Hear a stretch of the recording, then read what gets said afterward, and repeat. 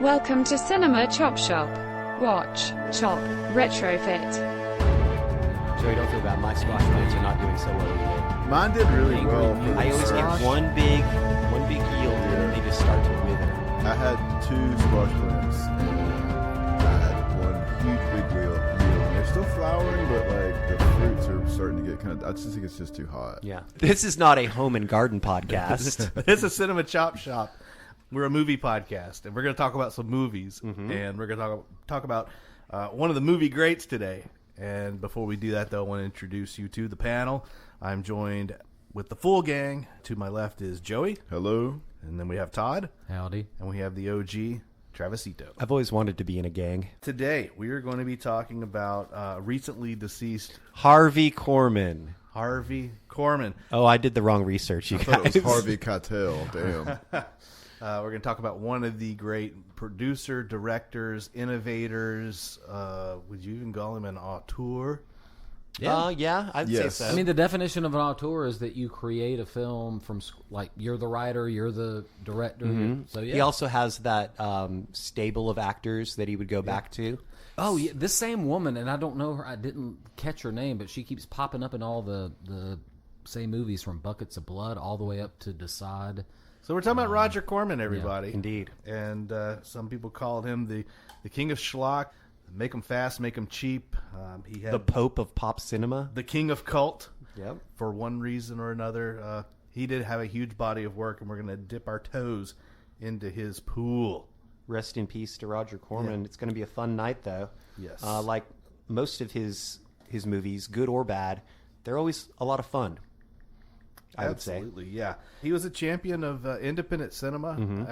Another thing that I learned about him was that he was famous for bringing U.S. distribution of many foreign films, Oh, wow. namely some works by Fellini, Ingmar Bergman, Yep. Akira Kurosawa. I mean, he was responsible for getting those guys into the States for us to watch. So That's awesome. And he's sort of known as the, like you were saying, the king of the B movie, and he's kind of associated with schlock, and certainly that's a huge part of it. But some of his movies are actually pretty good, Right. And he rubbed shoulders with a lot of the greats of world cinema, and was inspired by and inspired like the French New Wave and And you know, the all that New kind of Hollywood stuff. movement.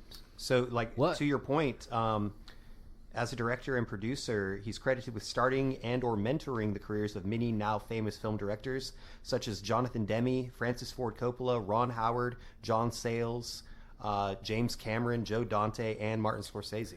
He also was behind New Line Cinema, which in the 80s was huge. And did a lot of don't like think I knew that. Nightmare on Elm Street and a lot of classic 80s movies was part of that. So. he helped launch the careers of Peter Fonda, Jack Nicholson, Dennis Hopper, Bruce Dern, Diane Ladd, Charles Bronson, and William Shatner. Robert De Niro, Sylvester Stallone. I mean, this guy was so important to the big overall landscape of cinema. Even Sandra Bullock, one of her earliest roles, was in a Corman movie.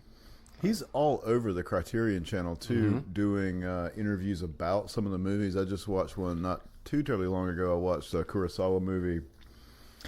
Oh, I'm not going to try to pronounce it. Dersu Sala or something like that. But his commentary on it's actually very astute. Oh, I love watching interviews with him, and he's his Instagram page was fun to follow. And it was clearly him, or at least he was telling whoever was doing it for Telling him his what to tweet say. monkey what to do. And very astute and intelligent about films. So yeah, he's misunderstood, I think. For sure. Well known for being able to pull a rabbit out of a hat in terms of getting something done with little to no budget. Yeah, Absolutely. There's a running gag. he was the MacGyver of Yes. film. A running gag was that Corman could negotiate the production of a film on a payphone, shoot the film in the booth, and finance it with money in the change slot. Yeah. It's pretty accurate. I mean, the interesting thing about him is he had a balance, because he definitely was capitalistic in terms of figuring out, all right, how are we going to make this film in the cheapest way possible and maximize our profit? But then he also cared about the quality of the films, and at least to some degree, maybe not with every film. And he also lended the people that worked with him a lot of freedom to work within the budget and that sort of thing. So One of the guy. cost-saving measures that he would do is if he had to shoot a film on location, he would go ahead and shoot a second movie at that same location Yes. to help spread the cost out. Oh, Right. sure. And then you've got films like what's the Star Wars ripoff? I say ripoff. I've seen this movie and Battle Beyond the Stars. Okay. Yeah. And the soundtrack for that, which was an original soundtrack, got reused by like 2 or 3 other Corman movies, as did a lot of the exterior spaceship effects. He would reuse set pieces. He would reuse costumes, reuse actors. And nobody would ever know if there weren't nerds like us to tell That's everybody right. about it. We're here to rain on the parade. Did we talk about AIP, American International Pictures? That was his... I have some comments about that Okay. with my bad films. You want to save that for later then? I wanted to also mention, I mentioned the foreign films. It was done under the New World Pictures moniker. He would do things like, purchase the rights for a film like Ingmar Bergman's Cries and Whispers, $75,000, earned $2 million in the United States domestically. That's sound investing right there. In a 10-year period, New World Pictures won more Academy Awards for Best Foreign Films than all other studios combined. Oh, wow. So those are things that we don't even talk about with regards to Corman, and that's so it's just like the guy was multidimensional and very influential and impactful on cinema. So Really interesting. He had a feat in two kind of very seemingly contradictory worlds too. He's the king of the schlocky B movie, but then he's responsible for sort of rubbing shoulders with like the greats of world cinema. I think the best thing to say about him is he wasn't a snob. Like he appreciated, classy cinema like Bergman and stuff like that, and would facilitate that from time to time. But he also realized that there was a lot to say about drive-in fare, quote unquote schlocky drive-in fare. People enjoyed that. The guy was a creative and an innovator. And then at the same time, he had the mentality to run a business and run it well with a blue collar kind of ethic. So it's a lot of times you don't associate that with a lot of directors. You kind of picture them as being more high concept or whatever. Yeah. And so I gained respect for him this week in just researching his work and his whole story start to finish. The guy's been there, and he was in the trenches doing it pretty much up until the day he died. So speaking of American International Pictures, or AIP, early on, like maybe even right before the 60s started, he wanted to do something different. And American International Pictures offered him a set sum of money to make 2 low-budget movies. And he said, well, what if I use that same amount of money and make one really good movie? And eventually they bought into it, and that became The Fall of the House of Usher, or The House of Usher, which was the first in his Poe cycle. And Joey, you talked about that previously, maybe off microphone, but... Well, I almost decided to go with 2 of those Poe movies, but the Fall of the House of Usher is arguably the best one, either that or Mask of the Red Death. But as a general rule, those Poe adaptations... Some of them are about what you'd expect from a Corman Poe adaptation, but some of them are among some of his better movies. And he was able to enlist Vincent Price. Yes, it's some of the, standards of horror from the era, I think. All right, so we're going to jump into what we all prepared for. We're talking about the highs and lows of Roger's directorial career, and we're going to lead off each of our respective segments with the low point that you saw this week, and then follow it up with a high point. So, Joey, we're going to turn it over to you and let you tell us about your 2 films. Oh, I'm glad we're getting this one out of the way first. I struggled with picking a bad one because I've seen a lot of Roger Corman movies, and most of the ones that I've seen tend to fall into that sort of B-movie, sci-fi, creature feature vein. Even the ones that are quote unquote bad, you enjoy. You have that Mystery Science Theater 3000 vibe about them. You're still going to get some enjoyment out of it. There are some solid ones, for the genre in there. But then, like you said, like Todd said, even the ones that are bad are at least they're schlocky and they're fun and enjoyable. So I didn't want to pick a bad one, but I sat down to watch a few, and lo and behold, I found a bad one. This one is bad. It's not even entertaining in that it's so bad. One of the other, I think Corman's movies kind of fall into several categories. The creature feature we just talked about, his Poe cycle, later on in his career, kind of the sort of throwbacks to film noir and things like that.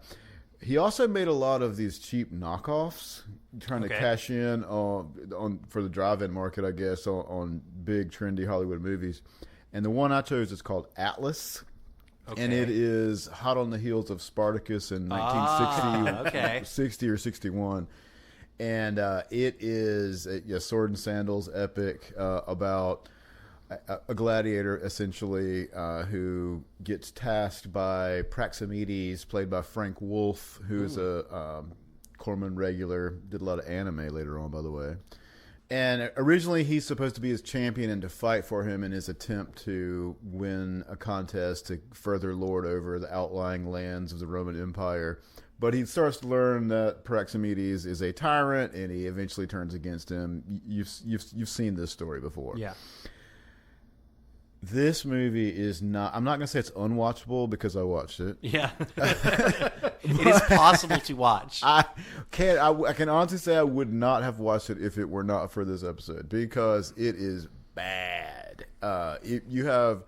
It's ancient Greece, and I know usually when you see things set in ancient times, they always have British accents for some inexplicable reason, but it works, right? Yeah. These have all sort of like these like film noir accents. Oh, really? Doing this ancient Greek story. It's just bad. Corman said that this was the last time that he tried to make a big movie on a small budget. Okay. And so I guess he learned something from this one. It was actually filmed on location in Greece, but you can kind of tell that they spent so much money on the locations that everything else suffered. The stuff that they did have to shoot on studio lots looks bad. The whole thing has lower production values than like an episode of the original Star Trek series set on a planet ancient Greece or something. Yeah. It's just a terrible, terrible movie. It's wooden and dull and joyless and lifeless, and you can't even really get any enjoyment out of it because it's so bad. It is truly, truly bad. If a worse Corman picture exists, and maybe you guys have found it, I don't want to see it. Would you wish it on your worst enemy? Yeah, fuck that guy. Yeah. I'd send it to him like the primate lady does. The primate and the lady send the Mystery Science guys those terrible movies. I'd send it to him like that. Yeah, As a punishment. yeah. Well, then that was your bad. What was your good? My good one is one of my favorite films, Bucket of Blood, which is a good Corman movie, but not just a good Corman movie. It's a good movie. Yeah. It is 1959, I believe. Starring Dick Miller, who also was a Corman regular, Big time. beloved to many of our viewers, our listeners, from his role in Repo Man, one of my favorite films.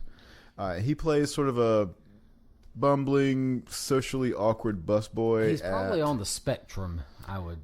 If this were set today, very much correct, so. yes. Yeah. He's very socially awkward, as Todd said, probably on the spectrum. He's a busboy at this thriving hipster beatnik cafe full of artistes. Yeah. Oh, it's the opening of this just had me cackling when I watched it. The arrogant beatnik doing his poetry over the Did they snap instead of clap?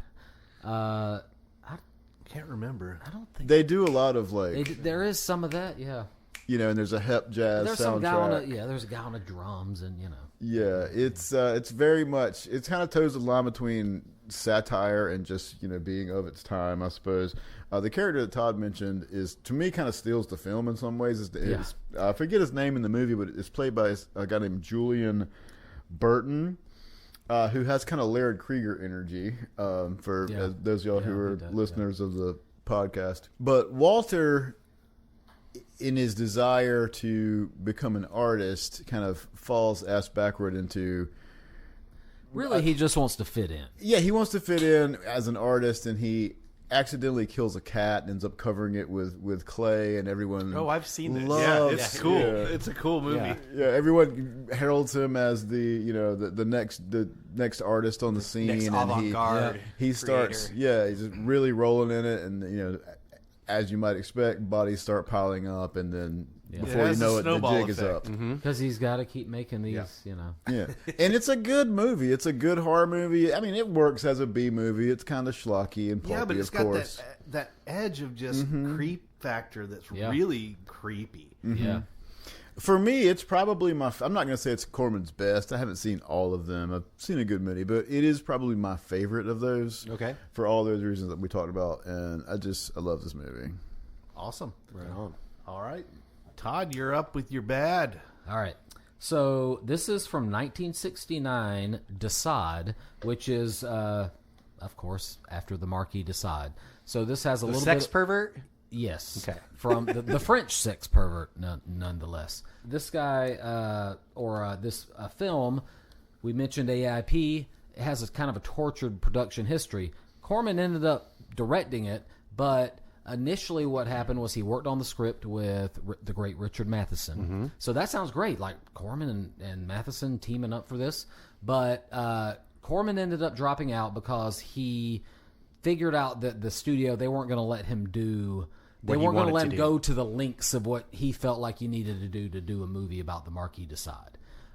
They said no butt stuff. Yeah, the sadistic stuff, the fantasy stuff that they wanted to do, and so he dropped out initially. The director that they picked to replace him filmed for a few days and then got sick and had to drop out, and so then they just were like, "Hey, Roger, please do us a solid and come back and do this." The AIP people, and so he was like, "Fine." He came back and did the movie. And this movie it's not unwatchable. Okay. You can find it entertaining. So what ends up happening with this movie is that the Marquis de Sade, it's the plot's kind of incomprehensible. I won't even bother to go into it too much other than to say that reality and his dream fantasy world kind of come together in such a way where you don't know what's real and what isn't.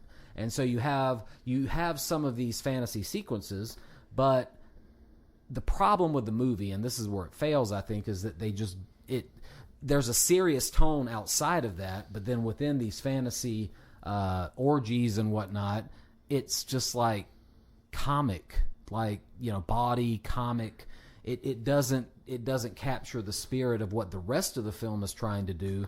So it doesn't quite know what it wants to be. Exactly. So there's like so in other words, outside of these fantasy scenes, the de Sade character played by Keir Dullea, famously of 2001: A Space Odyssey, Black Christmas, and some other films.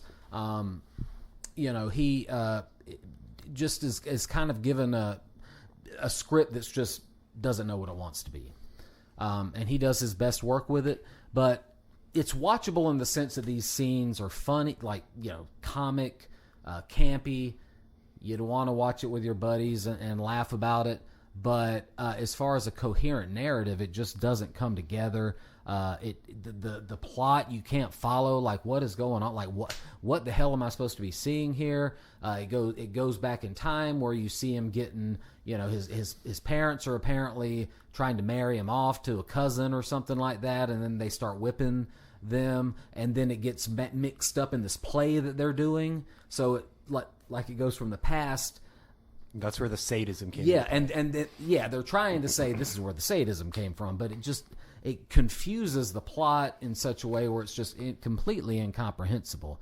So that's why the movie's so bad.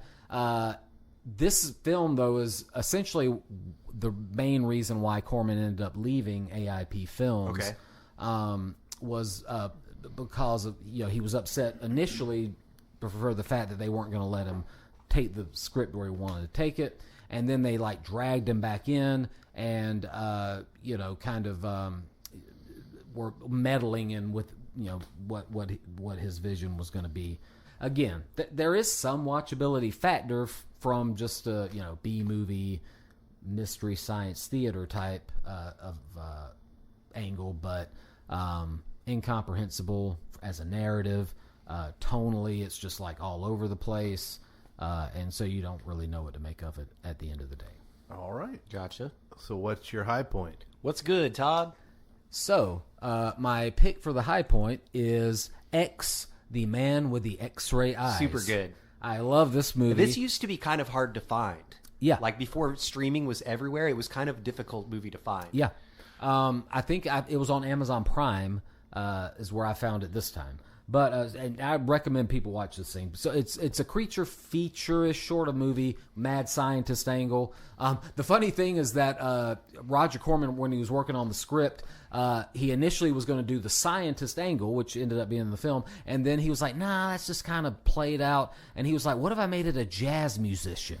And he said he got 4 pages into that script, and he's like, no, I better go back to the other thing. I kind of want to see that movie. I know, I kind of do too. But the actor Ray Milland, so this guy's an interesting actor because he in the 40s had was in like Hitchcock films, Dial M for Murder, and some other what you might call classy films. But then he had a second career as he got older in like B sci-fi type movies. One that I really like that I think is underrated is called Panic in the Year Zero, which is kind of the apocalypse happens and. But he was in a lot of movies like that. That's a Corman joint too. I think so. Yeah. Yes. Or produced, not directed. So he plays the classic mad scientist who has discovered that he's interested in enhancing the vision of human beings because we only see 10% of what's actually out there, and so he develops this formula where you can see the other 90%. Okay. And the other 90% is mushrooms. Exactly. You can see through things. There's actually a comic scene that kind of works where he can suddenly, after he puts the drops in, he can see everyone naked. And so then it's kind of a comic scene that they. I always wondered when this trope comes around. So you can see why is it that you can always see through their clothes but not through their bodies? You can because it seems like it would be worthless to look at people naked because you just look right through them. You can see through their bodies, and that's where the meat of the plot comes from, which is that he is able to see into the bodies of people and figure out what what ails them. Okay, and so he. Figures out the human MRI, and so he works he works in this hospital as the second to this doctor who he figures out has made a wrong diagnosis of a patient because he looked through the patient, saw what was really wrong, said no, this is what we need to do in surgery. That doctor got offended. He stabbed the hand of the doctor in order to injure him so that he would have to leave, and then saves the patient. But then the insulted doctor kind of kicks him out. Anyway, basically what ends up happening is as he gets deeper into this thing with the drops, as typically happens in these movies, he becomes unhinged, and he accidentally kills a friend of his. Pushes him out of a window in a scene. It's accidental, but he has to, go on the lam. And this is where the movie gets kind of cool, is that he ends up going into hiding in a carnival as a carnival act, where this guy played by Don Rickles is his boss, and he is it's one of these guys who sits down there, and people in the audience raise their hands and ask him to tell them about aspects of their lives. And of course, the charlatans who do these sorts of things have the tricks that they use, and people power assume suggestion. Exactly, someone stole their wallet and looked at whatever.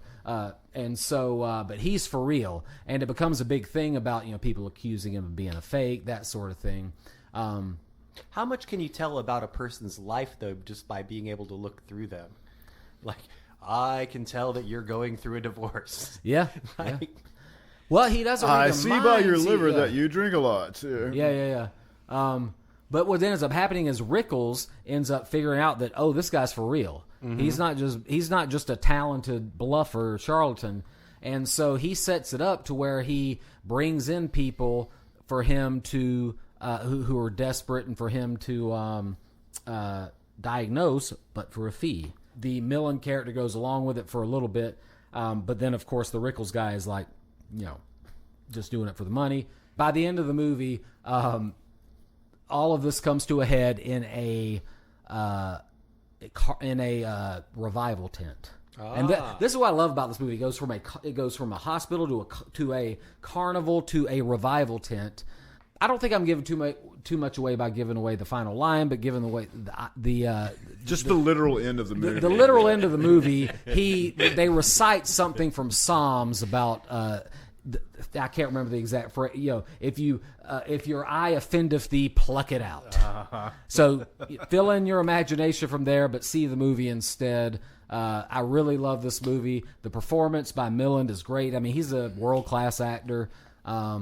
It starts off just in kind of that typical trope of a normal crazy mad scientist creature feature type movie, but then it pivots into some other really interesting things and genre mixing, matching that I think really works well. I like this movie a lot as well, and I was super pleased when I was finally able to locate it and watch it.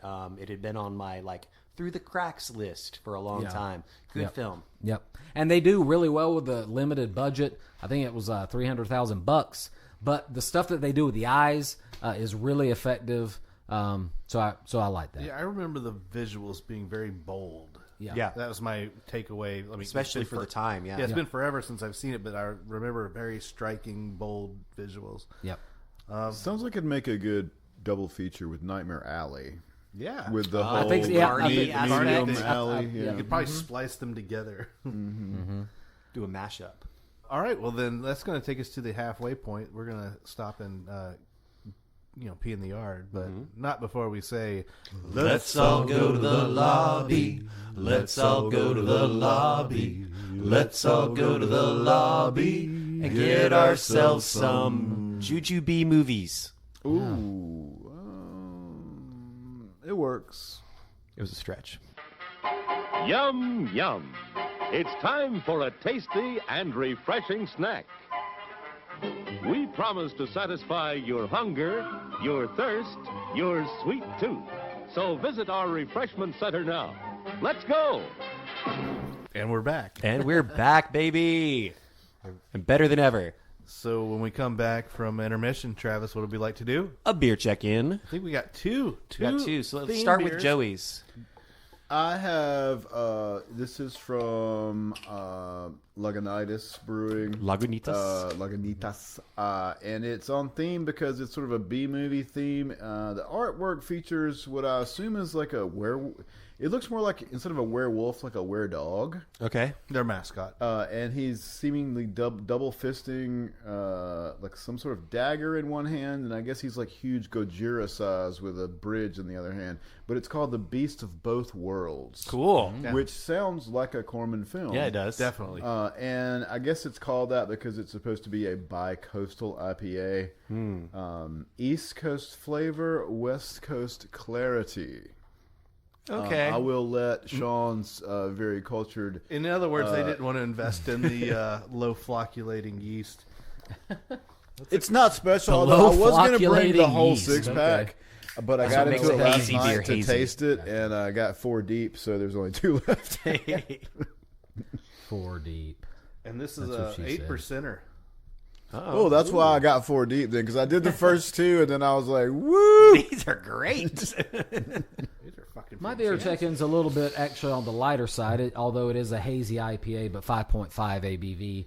The Veil Master Shredder. I got it strictly because I thought the can looked kind of cool. It's got like a guy shredding on his guitar there. And very 80s style. Very electric 80s guitar. style, correct.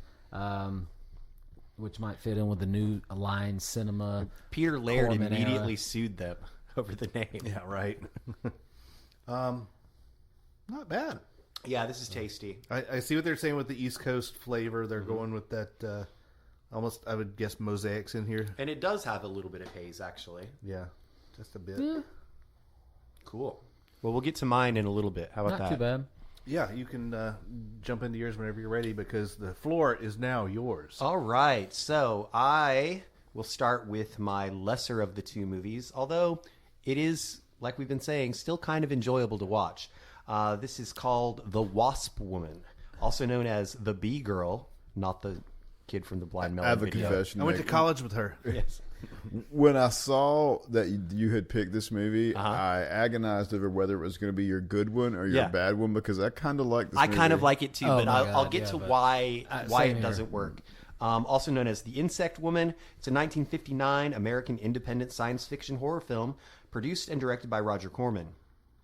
A cosmetics queen is transformed into a murderous monster after she uses an insect chemical to preserve her beauty. Originally filmed in black and white, although the version that I watched on Amazon Prime was poorly colorized. Yes, that's the version I saw. Yeah, I was like, is this how it was originally done? Yeah, no, it looks bad. It's like not even Technicolor. Like MS Paint. The shadows are like changing colors and stuff. It was weird. We've got a 45% on Rotten Tomatoes, which is how I was kind of parsing these movies originally, because those people do this professionally and they have opinions. The budget was only $50,000. Estimated. You could tell. It was released by Film Group as a drive-in double feature with Beast from Haunted Cave.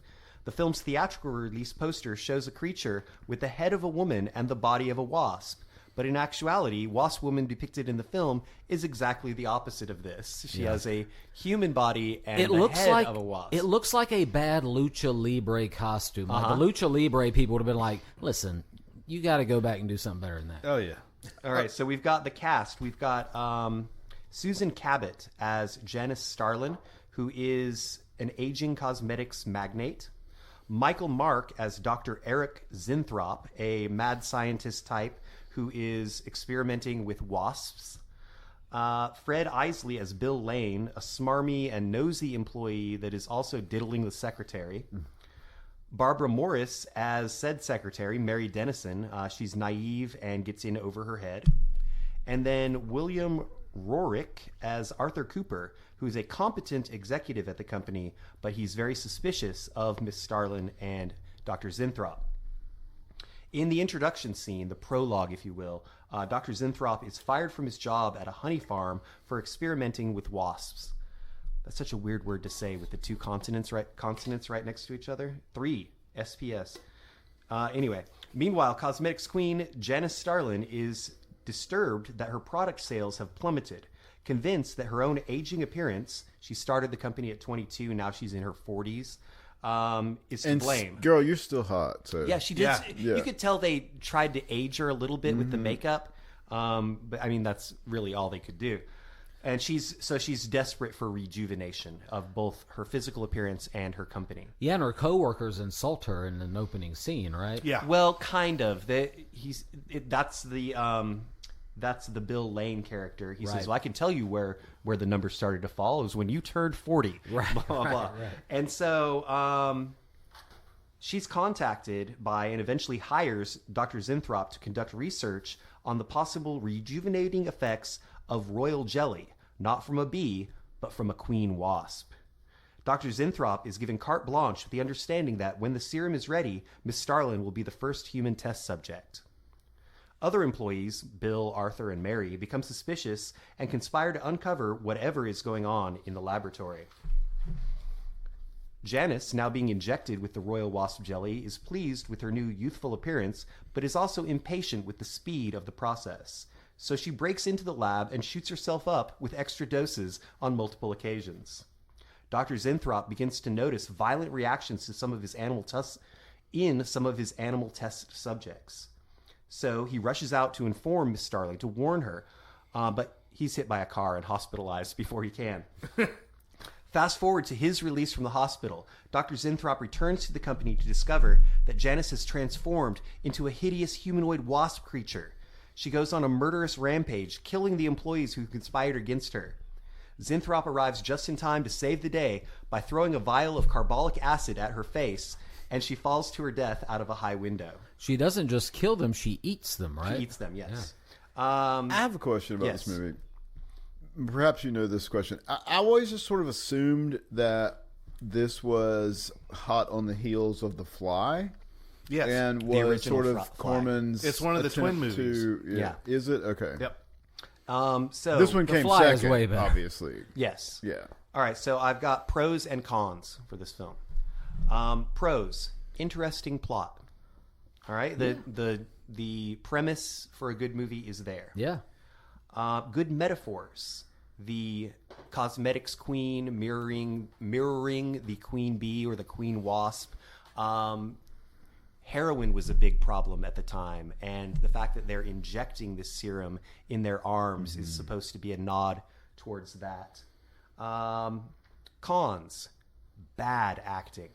Like, seriously bad acting. Poor editing. There's several scenes where they cut in the middle of the shot, and then when they reset to continue the shot, the actor's in a slightly different position. Some real glaring continuity mistakes. You could also see the base of her neck with the mask on too. It was such a horrible mask. Yeah, and the costuming and special effects were bad. And then it's not Roger Corman's fault, but the colorization in the version that I saw was just dreadful. All right, so that's my first one. That's my bad Roger Corman movie. Next, I'm going, and I had to pull kind of a switcheroo because originally I slated Death Race 2000 as my good Corman film. I like that movie a lot. It is a good movie, but then in a moment of clarity, I realized he did not direct it. He just produced it. Yeah. So I switched it up. I pulled a fast one, and today I watched The Intruder, also known as I Hate Your Guts, Shame, and The Stranger, which is the UK title. It's a 1962 American drama film directed and co-produced by Roger Corman. The story, adapted by Charles Beaumont from his own 1959 novel of the same name, depicts a charismatic but racist, quote, social reformer who rallies the white populace of a southern town to oppose school integration. But he soon finds himself in a situation that he cannot control. There's no critics score on Rotten Tomatoes for this one, but it does hold a 77% audience score. The budget was $100,000. Our cast includes William Shatner as Adam Kramer, a very young William Shatner, by the way. He's a charismatic but racist social worker. Frank Maxwell plays Tom McDaniel, the local newspaper editor. Beverly Lunsford as Ella McDaniel, Tom's pretty teenage daughter who Kramer seduces. Robert Emhard as Vern Shipman, a wealthy landowner who agrees to back Kramer's efforts. It's the early 1960s when Adam Kramer arrives in the small town of Claxton. They don't give us a state, but you can picture Alabama, Louisiana, somewhere around there. Maybe even South Carolina. I wasn't going to go there. It becomes clear that the town's all-white high school is in the midst of a forced desegregation due to a court order. A turn of events with which the locals are none too pleased. Adam, claiming to be a social reformer working on behalf of an organization called the Patrick Henry Society, aims to incite the white townspeople to strongly and possibly violently resist desegregation. Though Adam is not a Southerner himself, being from Los Angeles, he is charismatic and seemingly sympathetic to their cause, and he quickly wins over the majority of the white populace. Kramer proceeds to cause a bunch of trouble, including organizing a cross burning. In addition to his rabble-rousing, he seduces not only Vi, the emotionally unstable wife of a traveling salesman, Sam Griffin, but also Ella, the teenage daughter of the newspaper editor. Sam Griffin, the salesman, discovers that Kramer has taken advantage of his wife and confronts him with Kramer's own gun.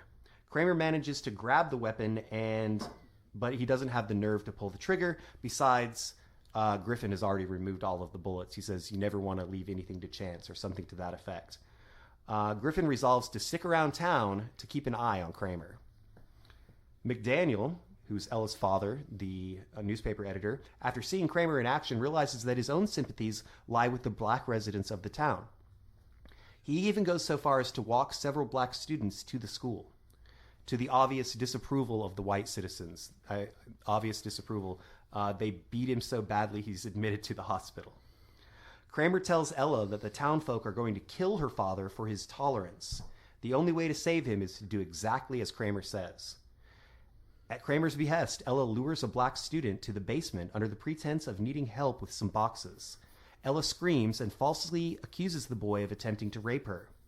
A mob forms and attempts to lynch the boy on the playground from the swing set.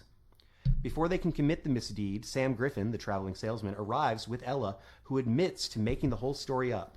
The townspeople are disgusted and disillusioned and reject Kramer. Griffin tells Kramer that his, quote, work in Claxton is finished and that he should catch the next bus out of town. Pros and cons. Pros.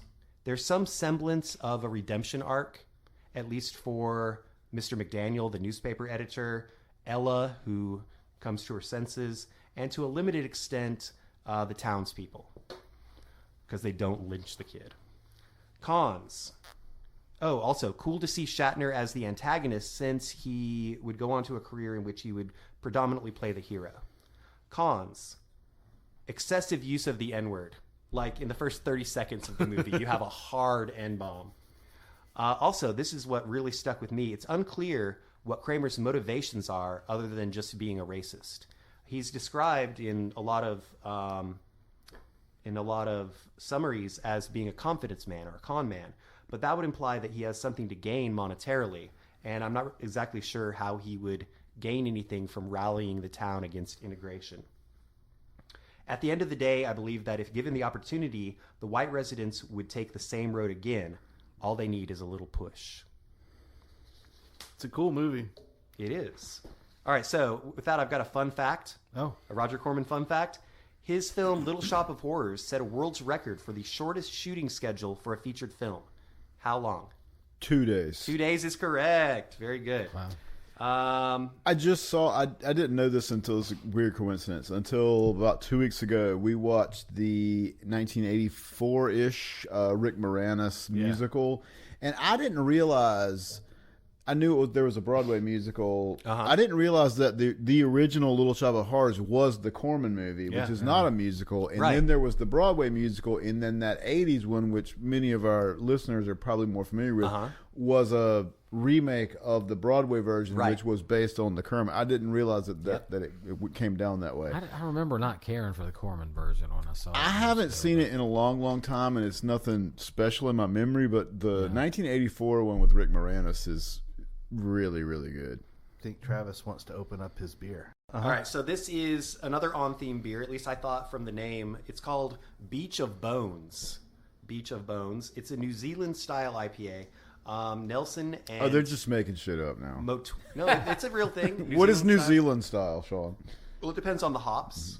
New Zealand is a very good environment for hops to grow, and they have their own strains down there. Like the Nelson and the Motueka hop. Matuka. A Matuka hop, and also with Phantasm powder. What is Phantasm powder? We're about to find That's out. just cocaine, right? It's that string of More movies. like Phantasm? more like Where he angel dust, drags maybe. It's like a little mirror ball that goes floating around with blades and shit. I don't know if I want to swallow that. I always conflate Phantasm with elements from Hellraiser because they both kind of have that strange... Yeah. I always like that movie in theory, but I think of the whenever I Batman watch it, cartoon. I don't care. You may Mask you, of Mask of the Phantasm. Phantasm. you may have to edit this out, but I always conflate Phantasm with the first porno that I ever saw. What was that called? I don't remember, but there was the ball in Phantasm that flies Phantasm. around. Yeah. There was a ball flying around that had I bet there was. like a dick's coming out of it. Nice. And and that was the first porno that I ever saw. And then I saw Phantasm not too much longer later, and I was like, oh. Mine was called Felicity. Not to be your confused. porno? Yeah, not to be confused with Kerry Russell's character on TV. Mine was softcore Sean? porn on Showtime that I watched through a beer? scrambled. I'm not really screen. enjoying this. I think it's maybe been on the shelf a little too a long. little long in the tooth. Yeah. But we're just going to enjoy it for the title. I mean, we're gonna drink it. Who are we Beach kidding? of Bones. Yes. Great name for a... Not to be confused with Todd's first porno, Bitch of Bones. Yes. Another fun fact, Corman turned down the opportunity to direct Easy Rider in 1969. Now, does that have anything to do with one of your movies? Sort of. All right. Well, I'm going to throw it over to you, buddy. Okay. Corman was kind of like had his finger on the pulse a lot of times and was ahead of the curve in many of his endeavors with film. And it's almost like a double feature, these two, with regards to my good and my bad. Corman had a brief fascination with counterculture movies, and it started with Wild Angels, which many would call the precursor to Easy Rider. Mm-hmm. It's essentially a motorcycle film starring Fonda, and I've never seen it. Is it good? It's rated as one of his better films. I did not watch it this time around, though. This might be the example, instead of Corman following hot on the heels of some mainstream trend, of the mainstream following hot on the heels of a Corman trend. Yes. Right. Well, I'm leading off with my my low point, and it's 1970s Gas. Oh, yeah. A lot of S's. It's, Gas. The title dash alone, I mean, S dash S dash You didn't S. have to go beyond the title. Of this one. In this film, it's a post-apocalyptic comedy. Okay. So once you wrap your brain around that one, it stars some no names, but it also has Talia Shire in it from Rocky. Adrian! Yeah, Ben Vereen and Cindy Williams from Laverne and Shirley Nice. and American Graffiti. The government accidentally unleashes a gas that kills everyone over the age of 25. Good. So, Oh God, This sounds I've very seen this. similar I to, didn't realize that this was picture, the same movie. picture kind of like a United States Lord of the Flies kind of situation where the youth of America are running the show, and that's all there is. Well, what is the movie where they kill everyone before or when they reach the age of 30?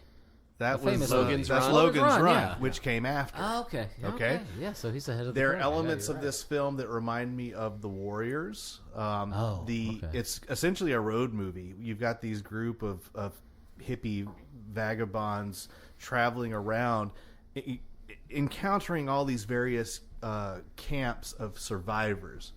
And each group of survivors are very cartoonish. There's like a group of football players. There's a group of motorcycle gangs. And so it reminded me of The Warriors, how all the gangs had their own little cartoonish identities. Oh, yeah.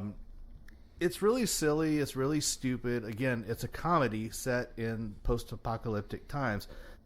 I wonder, in the film, was he spoofing himself with Wild Angels in this? Was he spoofing Easy Rider at this time? There's a lot of comedy. There's a lot of jokes aimed at that motorcycle hippie culture. That's what Corman did. That like my movie, a Bucket of Blood, my good one, does that thing too, where it kind of toes the line between satire and just being of its time. You know, what Parodying I mean? the art scene. Yeah. Right? Well, Desaad tried to do that too, but unsuccessfully. It was just too inconsistent. But You have this band of travelers that have just, for one reason or another, have decided to hang out together and travel together. Real bohemian types. Very bohemian. And all the while, there are these two, like, observers dressed all in black. Not beatnik style, like predating goth almost. And they're always just watching and commenting on how silly and frivolous everyone is. And every once in a while, the voice of God comes in to communicate to them. So they're almost like angels in a way, but Sounds they're like not. a Greek tragedy. Yeah, sort very of. much a Greek tragedy element. But the voice of God sounds like Mel Brooks' version of yogurt in Spaceballs. Super Jewish God. And yeah, it could be like a Greek chorus. Maybe that was the intent. and there's even at the end of the film, and this is where Corman was having fun with himself. There's a raven at the end of the film, like observing and commenting as well. So I was like, okay, obviously that's a nod to your post cycle. But a bad movie, a stupid movie, silly, frivolous. I don't understand what the point was. It was just dumb. And being in 1970, you're on the back end of this hippie movement, and maybe it's Corman recognizing that it's time to really peel back the veneer a little bit and The dream was false. It was his gimme shelter. yeah, maybe. No, you're giving way too much credit. So I'm following that up with another film that came right after Wild Angels. It's called The Trip. The Trip. You've seen this, Travis. Also with This film stars Henry Fonda, Bruce Dern, Dennis Hopper, and Dick Henry Miller. Fonda? I'm Peter sorry, Fonda. Peter Fonda. I was like, wait a Yeah. minute. Oh, it's Henry Fonda. It's 12 Angry Men. Yeah. I just wanted to tell No, Peter Fonda. Sorry. hog. No, Peter Fonda. And this script was written by Jack Nicholson. So you've got this great cluster of super talent.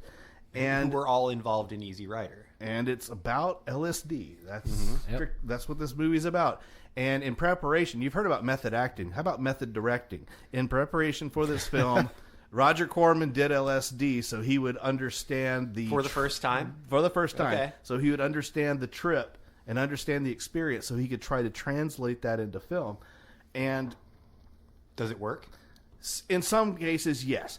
So the lead character, Peter Fonda, is an advertising executive who is going through marital problems, and his friend, played by Bruce Dern's, like, hey man, you need to come check out. You need to drop some acid and kind of Tune in, drop out, and experience Tune in, this. turn on, drop And so out. they go to their friend who is a drug dealer, and he has kind of like a hippie den, which is played by Dennis Hopper. Surprise, surprise. Everyone's just doing drugs and just chilling out, man. And so they get their drugs. They go back to Bruce Dern's house, and he's going to kind of guide him through the trip. And that's essentially what the movie is his experience tripping. There are elements that I think are a little far-fetched for a hallucination. There's like this whole... There's lots of Clydesdales. There's a fantasy sequence of him being pursued by two men on horses dressed in black, and he's on a horse. And it's like, man, this is way too narrative for a trip. Well, maybe I've never had really good acid, but it always seems like movies get LSD wrong. Well, that's the note I made about it was, if this guy's an advertising executive, and I guess I should progress the story a little bit. Peter Fonda ends up leaving the house while Bruce Dern's doing something, and Bruce Dern loses sight of him. And so Peter Fonda is essentially roaming the streets of Los Angeles. He's untethered. Yeah. Tripping balls. On a trip. And he's confronted by all of this sensory overload of commercialism. The guy's an ad executive. Then why wasn't his trip centered around ad imagery? I think it would have made for a much cooler movie, having seen how an advertising person experiences their work, The bombardment in a trip. of marketing. Right. So in that part, I kind of like said that you kind of missed the mark there. However, you remember the NXS video for "Need You Tonight"? Yep. And where it was like all done with photocopies, and they animated it. Right. Fucking Roger Corman did it in this movie. He did that same effect in color. I didn't make that connection. And that I was like, now that's cool as hell. I mean, he really nailed it. However, that was towards the end. I'm like, man, this would have been cooler at the front of the trip, and before he started wearing off and realizing what he was doing, and then he was a little bit off the beaten path. The sex scenes kind of made me laugh because it was just like, ooh, a kaleidoscope of sex type thing. Yeah, You know. that the projection of trippy colors and patterns over their bodies to distort everything. And he kept shouting for Thorazine. He wanted Thorazine. Yeah, give me really the bad. Thorazine, man. Because that was the one thing that Right. could bring you down Right, from an acid trip at right. the time. Right. But I enjoyed it. I thought it was pretty cool. It wasn't that great of a movie. It's an hour and 22 minutes, and I think that they were stretching it for feature-length time. As a matter of fact, once the credits finish, it's a black screen with 1 minute and 30 seconds of just music. Nice. And I'm like, we got to get across the finish line to That's the the late calm outro. down. That's the calm Yeah, down. man. that's one of those yeah. movies, though, that were, if we had watched it all together, it would have been high entertainment. Yeah, I think it's a fun movie. Emphasis on the word high. Yes, yes. exactly. But this was 1967. I mean, this was right there. So before Easy Rider. Yeah, and so Corman was finger on the pulse, counterculture, ready, willing, able, and in the thick of it.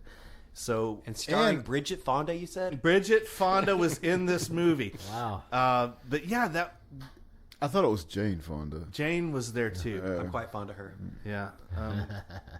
I thought it was okay. I think it has like a 43% on Rotten Tomatoes, which is, I think, it's a little low, given the significance of the movie at the time it was released. However, as the body of work, I think it's probably more like a 55%. It's not great, but again, he was there, you know, and I give him credit for being there and being a dedicated director and tripping before he made the film. I thought that was kind of cool. That is.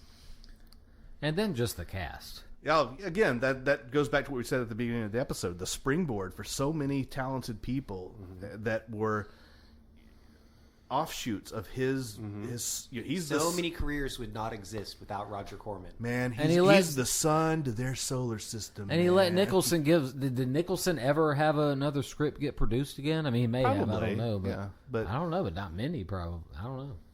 That's still though he was in Yeah. a Little Shop of Horrors, and he probably said, Right. "Man, you owe me a favor. You're going to produce this script of mine." That's a good Nicholson. Wrote it while I was tripping. So hopefully we did Roger Corman justice with this episode.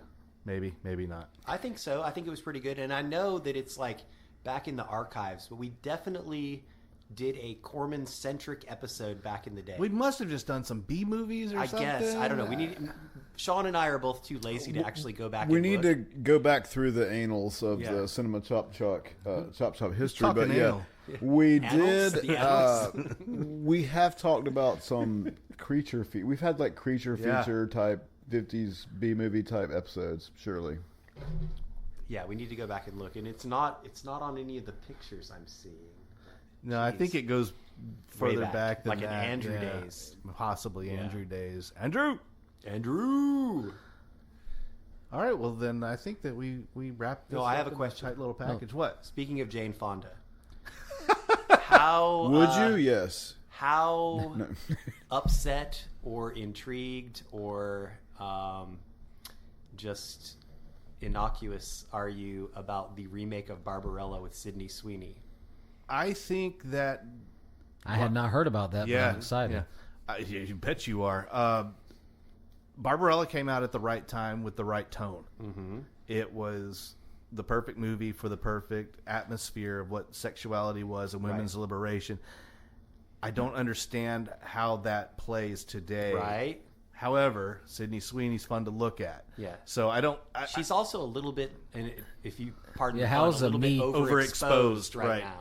How is a Me Too Barbarella going to work? It might might not even be that. It might just be a completely benign sci-fi movie with a voluptuous Either lead. that, or it'll be like a sex positive sort of. Yeah, I don't know what's going to happen. I'm curious to see what their treatment's going to be because I just don't see how the concept plays today. I know that in general, as a format, we are anti-remake, Yeah, but it's definitely interesting. it is, but I just don't understand how it's going to work while retaining the spirit of the original. That's the part that worries me. I was going to say this when Travis was discussing the Wasp Woman. That's one that I think is ripe for a remake. Yeah. Okay. Because absolutely. Yeah. our understanding of aging female. Who do you cast though? Wait, No, the premise was great. Let me give you my pitch. Let me give you Sharon my pitch. Stone. No, let me give you my pitch.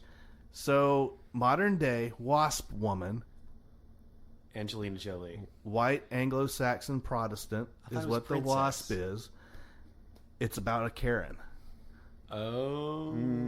Like the top Karen of them all.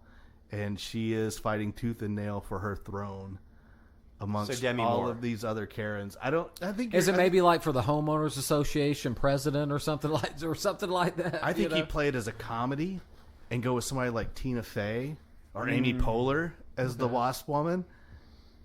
I could see it. I'm going full on horror, and I'm bringing Sharon Stone back Love into Sharon the. Stone. Yeah. All right, I'm on board for either one of those. Yeah, we'll watch them both. Yeah, that'll be fun. Next, But you couldn't get like an actual 23-year-old woman who you make look old and then she's actually Well, they can 23 do anything again. with In today's age, you'd actually CGI have to, aging now. Right. Yeah, You know, totally. well, I But mean, they you can could- de-age you, could, too. But I De-age mean, them, yeah. you could, but I mean, for the politics of it, you'd have to actually get a Sharon Stone or someone like that. So why is it cool to de-age dudes but not cool to de-age girls? It's a real double-edged sword there. We're getting into gender politics now. Let's go ahead and wrap it up. next episode, we're going to be talking about the recently deceased Donald Sutherland. Late great. Rest in peace, rest in power. And we're going to have an episode dedicated to his body of work, and it's going to come to you real soon. The invasion of the body snatchers of work. Which his son claims is among the most important in cinematic history, which of course he's biased. But when I read that statement from him, I was like, he's been in tons of classics. He just means that compared to his own body of work. Yeah. But he's been in tons of classics over 6 decades, so They come from Canadian royalty. there may be an argument for that. We'll see. We hope that you'll follow us on social media. We're Cinema Chop Shop everywhere that you could possibly think of, except for YouTube. We're Cinema Chop Shop Podcast there. Please tell your friends about us, and please rate, review, and subscribe to this podcast. Please love yourself, love your neighbor, and be good to those around you. There's some asshole in Cleveland who got the Cinema Chop Shop handle on YouTube first. Be nice. He didn't know. And please remember to watch, chop, retrofit. Asshole. With asshole in Cleveland.